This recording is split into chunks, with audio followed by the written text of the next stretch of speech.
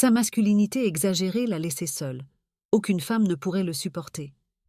Avez-vous déjà connu quelqu'un qui pensait que son pouvoir, sa richesse et sa masculinité pouvaient lui apporter tout ce qu'il voulait, mais qui, d'une manière ou d'une autre, l'a laissé complètement seule?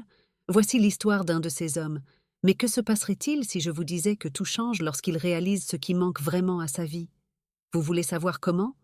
Restez dans les parages et n'oubliez pas de vous abonner à la chaîne pour plus d'histoires comme celle-ci. Marcus Steele se tenait debout devant l'immense baie vitrée de son penthouse à Beverly Hills, contemplant la ville qui étendait à ses pieds. Les lumières de Los Angeles scintillaient comme des milliers d'étoiles terrestres. Un spectacle qui aurait dû lui procurer un sentiment de satisfaction. Après tout, n'était-il pas au sommet du monde? À seulement 39 ans, il avait bâti un empire technologique qui avait révolutionné l'industrie, faisant de lui l'un des hommes les plus riches et les plus influents de la planète. Son reflet dans la vitre lui renvoyait l'image d'un homme que beaucoup enviaient. Grand, athlétique, le visage ciselé comme celui d'une statue grecque, les yeux d'un bleu acier qui semblait pouvoir percer l'âme de quiconque osait le défier. Ses cheveux noirs, parfaitement coiffés, ne laissaient pas apparaître le moindre cheveu blanc malgré le stress inhérent à sa position. Il était l'incarnation même du succès, le poster boy du rêve américain, l'homme qui avait tout. Pourtant, alors qu'il portait à ses lèvres un verre de whisky hors de prix, Marcus ne put réprimer un soupir. Le liquide ambré brûla sa gorge, mais ne parvint pas à combler le vide qu'il ressentait au plus profond de lui-même. Un vide qu'il s'efforçait d'ignorer depuis des années, le noyant dans le travail, les conquêtes éphémères et les démonstrations ostentatoires de sa richesse. Son téléphone vibra sur la table basse en marbre italien. Encore une notification d'une quelconque application de rencontre pour millionnaires. Marcus balaya écran du regard avec désintérêt. Combien de femmes avaient défilé dans sa vie ces dernières années? Il avait perdu le compte. Toutes attirées par son statut, son pouvoir, son argent. Aucune n'avait réussi à percer la carapace qu'il était forgée au fil des ans. Il se dirigea vers son dressing, grand comme un appartement moyen, et laissa ses doigts effleurer les costumes sur mesure alignés avec une précision militaire. Chaque vêtement, chaque accessoire était une armure, un rempart entre lui et le monde extérieur. Un monde qu'il avait appris à dominer, mais jamais vraiment à apprécier. Son regard s'arrêta sur une photo encadrée, presque cachée derrière une rangée de cravates en soie. Était la seule image personnelle dans tout l'appartement. On y voyait un jeune Marcus, à peine sorti de l'adolescence, aux côtés d'une jeune fille souriante. Sa sœur, Sarah. Combien d'années étaient écoulées depuis qu'il l'avait vue pour la dernière fois? 5? 10? Le temps semblait s'être figé dans cette image d'un passé lointain, où le succès n'était encore qu'un rêve, et où les liens familiaux signifiaient encore quelque chose. Marcus détourna rapidement les yeux, refusant de s'attarder sur ces souvenirs qui menacèrent de fissurer le mur qu'il avait érigé autour de son cœur. Il avait une réunion importante le lendemain, une acquisition qui allait encore accroître sa fortune et son influence. Ça était tout ce qui comptait, n'est-ce pas? Alors qu'il s'apprêtait à se coucher, seul dans son immense lit king-size au drap de soie égyptienne, Marcus ne put s'empêcher de penser à la dernière femme qui avait partagé sa vie. Amanda, une mannequin internationale, belle à couper le souffle. Leur relation avait duré 3 mois, un record pour lui ces derniers temps. Mais comme toutes les autres avant elle n'avait pas supporté son besoin constant de contrôle, son incapacité à montrer la moindre vulnérabilité. « Tu es impossible à aimer, Marcus », lui avait-elle lancé en claquant la porte. Ces mots résonnaient encore dans son esprit, comme un écho lointain d'une vérité qu'il refusait d'admettre. Le sommeil tardait à venir, comme souvent. Marcus fixait le plafond, son esprit en ébullition malgré l'heure tardive. Il repensait à son parcours, à tout ce qu'il avait accompli. De simple étudiant en informatique à magnate de la tech, il avait gravi les échelons à une vitesse fulgurante, écrasant la concurrence et ne laissant aucune place à la faiblesse. Chaque décision, chaque action avait été calculée pour projeter une image de force et de masculinité inébranlable. Il avait modelé son corps par des heures intensives de musculation, perfectionné son éloquence pour dominer toute conversation, cultivé une aura d'intimidation qui faisait trembler ses employés et ses concurrents. Mais à quoi bon tout cela s'il se retrouvait seul chaque soir incapable de partager ne serait-ce qu'un moment de véritable intimité avec un autre être humain? Marcus secoua la tête, chassant ces pensées qu'il jugeait indignes de lui. La solitude était le prix à payer pour le succès, se répétait-il comme un mantra. L'amour, l'amitié, la famille, autant de faiblesses qui ne feraient que le ralentir dans son ascension. Demain serait un autre jour, une nouvelle conquête à faire, une nouvelle entreprise à acquérir, un nouveau record à battre. Était tout ce qui importait. Du moins, c'est ce dont il essayait désespérément de se convaincre alors que le sommeil le gagnait enfin, le laissant seul dans son palais de verre et d'acier, roi solitaire d'un royaume vide de sens. Le lendemain matin, Marcus se réveilla au son de son réveil high-tech, programmé pour simuler le lever du soleil. Il émergea de son sommeil, l'esprit déjà en ébullition, prêt à affronter une nouvelle journée de conquête professionnelle. Son rituel matinal était une chorégraphie millimétrée, séance de méditation pour affûter son esprit, suivie d'un entraînement physique intensif dans sa salle de sport privée. Alors qu'il terminait sa série de pompes, son assistant personnel, une intelligence artificielle nommée Aria, annonça l'arrivée d'un courrier inhabituel. « Monsieur Steele, vous avez reçu une lettre manuscrite. L'expéditeur est Sarah Steele, votre sœur. » Marcus se figea, le souffle coupé. Sarah, après toutes ces années de silence? Il termina rapidement son entraînement, prit une douche rapide et se dirigea vers son bureau, où l'enveloppe l'attendait, posée sur son bureau en bois précieux. Ses mains, habituées à manipuler des contrats de plusieurs millions de dollars sans trembler, hésitèrent un instant avant de saisir la lettre. L'écriture sur l'enveloppe était indubitablement celle de Sarah, une calligraphie soignée qu'il n'avait pas vue depuis des années, mais qu'il reconnaîtrait entre mille. Il ouvrit l'enveloppe avec précaution, comme s'il craignait qu'elle ne disparaisse s'il était trop brusque. À l'intérieur, une simple carte d'invitation. « Cher Marcus, j'espère que cette lettre te trouvera en bonne santé. Je sais que cela fait longtemps que nous n'avons pas été en contact, mais j'aimerais que tu saches que tu as toujours une place importante dans ma vie. Je t'ai écrit aujourd'hui pour t'inviter à un événement très spécial pour moi. Je vais me marier le mois prochain, le 15, dans notre ville natale en Ohio. Ce serait un immense bonheur pour moi si tu pouvais être présent pour partager ce moment. Je sais que tu as probablement un emploi du temps très chargé, mais j'ose espérer que tu pourras trouver le temps de venir. Ce serait l'occasion de renouer, de rattraper le temps perdu. Avec tout mon amour, Sarah. » Marcus relut la lettre plusieurs fois, chaque mot semblant résonner dans son esprit. Sa petite sœur allait se marier. Cette nouvelle aurait dû le remplir de joie, mais il ne ressentait qu'un mélange confus de culpabilité et d'appréhension. Il se souvenait de la dernière fois qu'il avait vu Sarah. Était juste après avoir obtenu son premier gros contrat, celui qui avait lancé sa carrière. Il était rentré chez lui, euphorique, prêt à partager sa réussite avec sa famille. Mais au lieu de la fierté qu'il espérait voir dans leurs yeux, il n'avait trouvé que de l'inquiétude. « Tu changes, Marcus, » lui avait dit Sarah. « Tu deviens quelqu'un que je ne reconnais plus. » Il avait balayé ses inquiétudes d'un revers de main, convaincu qu'elle ne comprenait pas l'importance de ce qu'il accomplissait.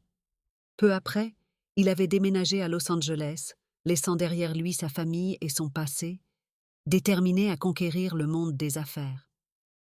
Et maintenant, des années plus tard, cette invitation tombait comme un rappel de tout ce qu'il avait abandonné dans sa quête de succès. Marcus se leva et se dirigea vers la baie vitrée, observant la ville qui s'éveillait en contrebas. Devait-il y aller? Que dirait-il à Sarah après toutes ces années? Et surtout, était-il prêt à faire face à son passé, à la personne qu'il était avant que le succès ne le transforme? Son téléphone vibra, le ramenant brutalement à la réalité. Était un message de son assistant, lui rappelant la réunion importante qui l'attendait. Le monde des affaires n'attendait pas, même face au dilemme personnel. Pourtant, pour la première fois depuis longtemps, Marcus hésita. Il regarda à nouveau la lettre de Sarah, puis son téléphone. Deux mondes, deux vies qui semblaient irréconciliables. Finalement, il prit une décision. Il appela son assistant. « Annule tous mes rendez-vous pour le 15 du mois prochain, » ordonna-t-il. « J'ai une affaire personnelle à régler. » Les mots semblaient étranges dans sa bouche. Depuis quand avait-il des affaires personnelles? Depuis quand laissait-il quoi que ce soit interférer avec son travail? Alors qu'il se préparait pour sa journée, Marcus ne pouvait s'empêcher de repenser à la lettre. L'idée de retourner dans sa ville natale, de faire face à sa famille et à son passé, le remplissait d'une appréhension qu'il n'avait pas ressentie depuis des années. Lui qui avait l'habitude de contrôler chaque aspect de sa vie, se retrouvait soudain en terrain inconnu. Ce soir-là, alors qu'il rentrait chez lui après une journée chargée de réunions et de négociations, Marcus se surprit à regarder de vieilles photos de famille sur son ordinateur, des images d'un temps révolu, où son sourire semblait plus authentique, moins calculé. Il s'attarda sur une photo de Sarah et lui, adolescent, riant aux éclats lors d'un pique-nique familial. Pour la première fois depuis longtemps, Marcus sentit une fissure dans l'armure qu'il s'était forgée. Une petite voix, qu'il avait si longtemps ignorée, lui chuchotait qu'il y avait peut-être plus dans la vie que le succès professionnel et la domination. Alors qu'il se couchait ce soir-là, Marcus réalisa que le mariage de Sarah pourrait être bien plus qu'une simple réunion de famille. Ce pourrait être l'occasion de se reconnecter avec une partie de lui-même qu'il avait cru perdue à jamais. Une chance de redécouvrir l'homme qu'il était avant que l'ambition et l'ego ne prennent le dessus. Avec un mélange d'appréhension et d'un sentiment qu'il n'arrivait pas tout à fait à identifier, était-ce de l'espoir? Marcus s'endormit, rêvant pour la première fois depuis des années d'un avenir qui ne se résumait pas à des chiffres sur un compte en banque et des titres dans les journaux économiques. Le jour du départ arriva plus vite que Marcus ne l'aurait imaginé. Debout devant le miroir de sa chambre, il ajustait sa cravate pour la énième fois, scrutant son reflet avec un mélange d'appréhension et de détermination. Il avait opté pour un costume sobre, loin de ses habituels tailleurs sur mesure au prix exorbitant. Quelque chose en lui disait que son style habituel serait déplacé dans sa ville natale. Son jet privé l'attendait à l'aéroport, mais pour la première fois depuis des années, Marcus hésita. Après un moment de réflexion, il fit quelque chose qui surprit même son assistant. Il réserva un billet sur un vol commercial. « Il est temps de redescendre sur terre », murmura-t-il pour lui-même, un sourire ironique aux lèvres. Le vol fut une expérience surréaliste pour Marcus. Assis en classe affaires, il n'avait pas pu se résoudre à voyager en économie, il observait les autres passagers avec une curiosité nouvelle. Des familles en vacances, des hommes d'affaires stressés, des couples âgés main dans la main, toutes ces vies ordinaires qu'il avait l'habitude de survoler, littéralement et figurativement. Alors que l'avion survolait le Midwest, Marcus sentit une boule se former dans sa gorge. Les champs à perte de vue, les petites villes parsemées çà et là, tout cela lui rappelait son enfance. Des souvenirs longtemps enfouis remontaient à la surface, provoquant en lui un mélange de nostalgie et d'anxiété. L'atterrissage à l'aéroport régional fut comme un voyage dans le temps. Loin du tumulte de LAX, cet aéroport semblait figé dans une autre époque. Marcus récupéra sa valise, une simple valise qu'il avait achetée pour l'occasion, loin de ses bagages de luxe habituels, et se dirigea vers la sortie. Il avait loué une voiture, une berline familiale ordinaire, bien loin des voitures de sport qu'il conduisait à Los Angeles. Au volant de ce véhicule banal, Marcus traversa les rues de sa ville natale. Chaque coin de rue, chaque bâtiment semblait chargé de souvenirs. Là, le parc où il jouait enfant. Ici, le lycée où il avait fait ses premiers pas dans le monde de l'informatique. Alors qu'il approchait de la maison familiale, son cœur se mit à battre plus fort. Il se gara devant la petite maison de banlieue, si différente de son penthouse luxueux. Pendant un long moment, il resta assis dans la voiture, incapable de bouger. Que dirait-il à Sarah? Comment réagirait-elle en le voyant après toutes ces années? Finalement, rassemblant tout son courage, Marcus sortit de la voiture et s'avança vers la porte d'entrée. Avant même qu'il n'ait eu le temps de frapper, la porte s'ouvrit brusquement. Sarah se tenait là, les yeux brillants de larmes contenues. « Marcus », murmura-t-elle, sa voix tremblante de émotion. Sans réfléchir, Marcus fit un pas en avant et prit sa sœur dans ses bras. Toutes les années de séparation, toutes les paroles non dites semblaient s'évanouir dans cette étreinte. Pour la première fois depuis longtemps, Marcus sentit quelque chose se briser en lui. Les murs qu'il avait si soigneusement érigés autour de son cœur commençaient à s'effriter. « Je suis désolé », murmura-t-il, les mots sortant de sa bouche avant même qu'il ne réalise qu'il les prononçait. « Je suis tellement désolé, Sarah. » Sarah se recula légèrement, les mains sur les épaules de son frère, l'examinant attentivement. « Tu m'as manqué, grand frère. dit-elle simplement. Ces mots, si simples et pourtant si puissants, frappèrent don Marcus de plein fouet. Combien de temps avait-il passé à poursuivre le succès, la richesse, le pouvoir, au détriment de ce qui comptait vraiment? La chaleur dans les yeux de Sarah, l'amour inconditionnel qui l'y lisait, était quelque chose que tout son argent n'avait jamais pu acheter. Sarah le fit entrer dans la maison. L'intérieur était tel que Marcus s'en souvenait, avec quelques changements mineurs. Les photos de famille sur les murs attirèrent immédiatement son attention. Il y en avait de nouvelles, montrant Sarah avec un homme qu'il supposait être son fiancé, des photos de vacances, de moments heureux. Et puis, dans un coin, une vieille photo de lui et Sarah, enfants, riant aux éclats. Marcus sentit sa gorge se serrer. « Tu veux du café ?» demanda Sarah, le ramenant à la réalité. Il acquiesça, reconnaissant pour cette distraction. Assis à la table de la cuisine, une tasse de café fumant entre les mains, Marcus se sentait comme un étranger dans sa propre maison d'enfance. Sarah s'assit en face de lui, l'observant avec un mélange de joie et d'inquiétude. « Alors, commença-t-elle doucement, raconte-moi. Comment va la vie de Marcus Steele, le magnate de la technologie ?» Il y avait une pointe de sarcasme dans sa voix, mais aussi une réelle curiosité. Marcus ouvrit la bouche, prêt à débiter son discours habituel sur ses succès, ses acquisitions, ses projets futurs. Mais les mots restèrent coincés dans sa gorge. Pour la première fois depuis des années, il se rendait compte à quel point tout cela sonnait creux. « Je ne sais pas, Sarah », admit-il finalement, surpris par sa propre honnêteté. « J'ai tout ce que j'ai toujours voulu, du moins c'est ce que je croyais. Mais… » encouragea doucement Sarah. Marcus prit une profonde inspiration. « Mais je me sens vide, seul.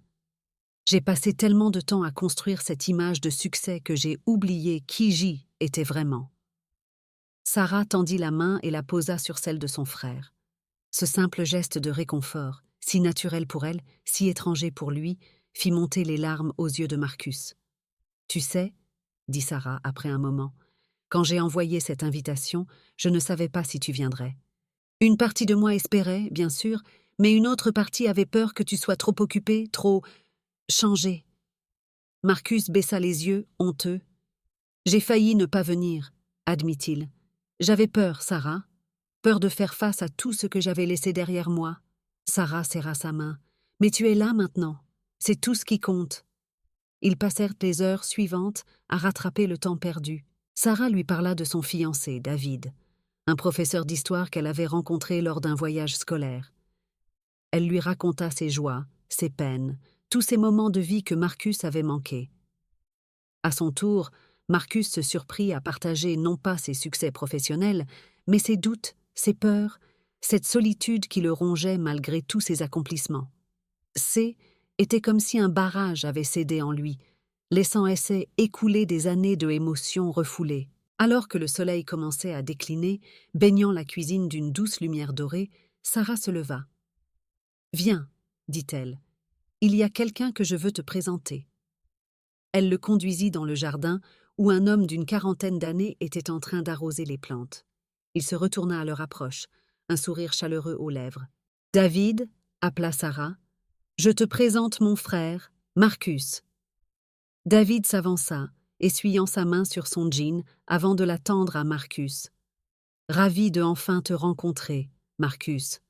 J'ai beaucoup entendu parler de toi. » Marcus serra la main de David, surpris par la chaleur et la sincérité qui émanèrent de cet homme. Il n'y avait aucun jugement dans ses yeux, juste une curiosité bienveillante. « Le dîner sera bientôt prêt, » annonça David. « J'espère que tu aimes les lasagnes maison, Marcus. C'est la spécialité de la maison. » Marcus acquiesça, un peu dépassé par la normalité de la situation. Ici, il n'était pas Marcus Steele, le milliardaire de la tech. Il était juste Marcus, le frère de Sarah, invité à un simple dîner familial. Alors qu'ils s'installèrent pour le repas, Marcus réalisa quelque chose. Pour la première fois depuis des années, il se sentait en paix. Pas de téléphone qui vibrait constamment, pas de deals à négocier, pas d'image à maintenir, juste lui, sa sœur, et cet homme qui la rendait visiblement heureuse. Le dîner fut une révélation. La nourriture était simple mais délicieuse, bien loin des restaurants étoilés auxquels il était habitué. Mais ce N était pas tant le goût qui le frappait que l'atmosphère. Les rires, les anecdotes partagées, cette complicité évidente entre Sarah et David. Était un monde dont il s'était volontairement exclu pendant si longtemps, et maintenant qu'il y goûtait à nouveau, il réalisait à quel point cela lui avait manqué. Après le repas, alors que David débarrassait la table, Marcus avait proposé d'aider, maladroitement, peu habitué à ce genre de tâches domestiques, Sarah emmena son frère dans le salon. Elle sortit un vieil album photo d'une étagère et vint s'asseoir à côté de lui sur le canapé. « Je pensais que tu aimerais peut-être voir ça », dit-elle doucement, ouvrant l'album.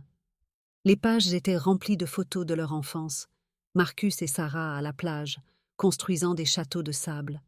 Marcus recevant son diplôme de fin des études, Sarah à ses côtés, le visage rayonnant de fierté. Leur dernière photo ensemble, juste avant que Marcus ne parte pour la Californie, pour suivre ses rêves de grandeur. Marcus sentit sa gorge se serrer. « Je n'arrive pas à croire que tu aies gardé tout ça », murmura-t-il. Sarah posa sa main sur son bras. « Tu es mon frère, Marcus. Peu importe la distance, peu importe le temps qui passe, tu fais partie de moi, de mon histoire. » Ces mots touchèrent Marcus plus profondément qu'il ne l'aurait cru possible. Toutes ces années, il avait cherché la validation dans le succès, dans l'admiration des autres, dans les titres des journaux. Mais ici, dans cette simple phrase de sa sœur, il trouvait quelque chose de bien plus précieux, l'acceptation inconditionnelle.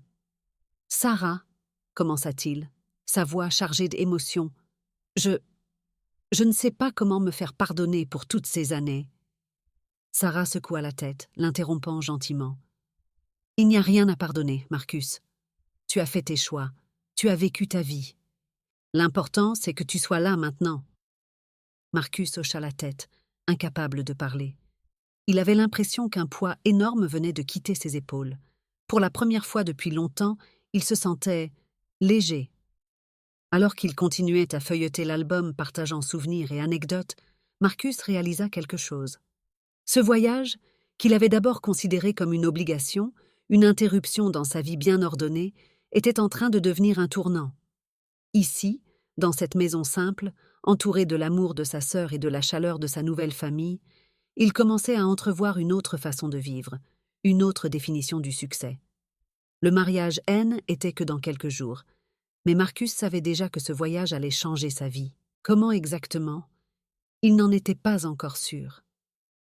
Mais pour la première fois depuis des années, il était impatient de découvrir ce que l'avenir lui réservait. Le lendemain matin, Marcus se réveilla dans la chambre d'amis de Sarah, désorienté pendant un instant par l'environnement inhabituel. Pas de rideaux automatisés, pas de vue panoramique sur Los Angeles, juste une simple chambre baignée par la lumière douce du soleil levant. Il resta allongé un moment, écoutant les bruits de la maison qui s'éveillait, le grésillement lointain d'une poêle, le murmure des voix de Sarah et David, le chant des oiseaux dans le jardin. Il se leva, s'habilla simplement, un jean et une chemise décontractée, loin de ses costumes habituels, et descendit rejoindre sa sœur et son futur beau-frère. Le petit déjeuner était une affaire simple mais chaleureuse, des œufs brouillés, du bacon, des toasts. Marcus ne put s'empêcher de penser à ses petits déjeuners habituels, un smoothie protéiné avalé à la hâte entre deux appels. « J'ai pensé que tu pourrais m'accompagner en ville aujourd'hui », proposa Sarah alors qu'ils finissaient leur café. « Il me reste quelques courses à faire pour le mariage, et ça te permettrait de revoir un peu la ville. » Marcus acquiesça, surpris par son propre enthousiasme à l'idée de cette sortie banale. À Los Angeles, son agenda était minuté à la seconde près, chaque sortie soigneusement planifiée et orchestrée. Cette spontanéité était rafraîchissante. Ils prirent la vieille voiture de Sarah, une berline familiale qui avait connu des jours meilleurs. Marcus s'installa sur le siège passager, amusé par le contraste avec les voitures de luxe auxquelles il était habitué. La ville n'avait pas beaucoup changé depuis son départ. Les mêmes rues tranquilles, les mêmes petits commerces, le même rythme de vie paisible qu'il avait autrefois trouvé étouffant. Mais aujourd'hui, il y voyait quelque chose de différent.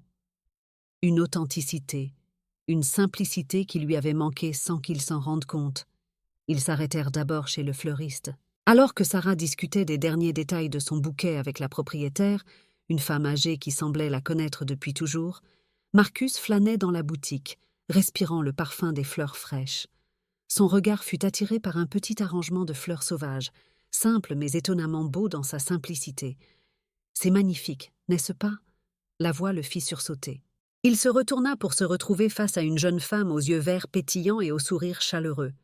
Elle portait une simple robe d'été et ses cheveux bruns étaient noués en une queue de cheval décontractée. « Oui, en effet, » balbutia Marcus, pris au dépourvu. Il n'était pas habitué à être déstabilisé, lui qui contrôlait habituellement chaque interaction. La jeune femme sourit, amusée par sa réaction. « Je m'appelle Émilie, » dit-elle en lui tendant la main. « Je suis la nouvelle institutrice de l'école primaire. » Marcus serra sa main, surpris par la chaleur de ce simple contact. « Marcus » se présenta-t-il simplement, sans ajouter son nom de famille ou son titre comme il le faisait d'habitude.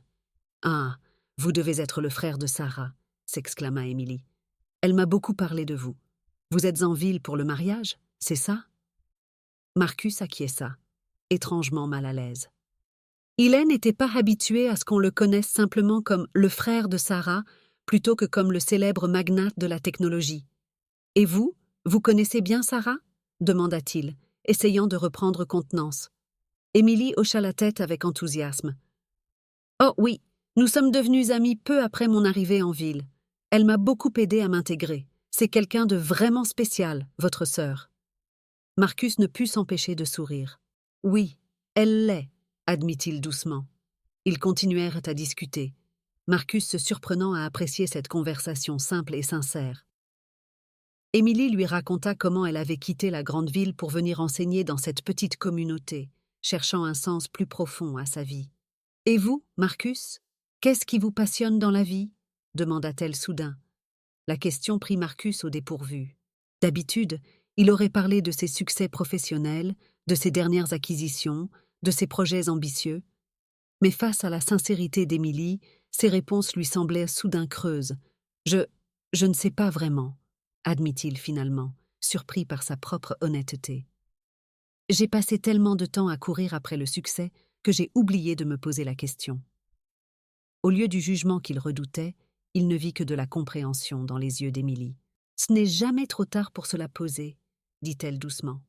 Leur conversation fut interrompue par Sarah qui revenait, ses commandes finalisées. Elle salua Émilie chaleureusement, visiblement ravie de voir son frère et son ami discuter.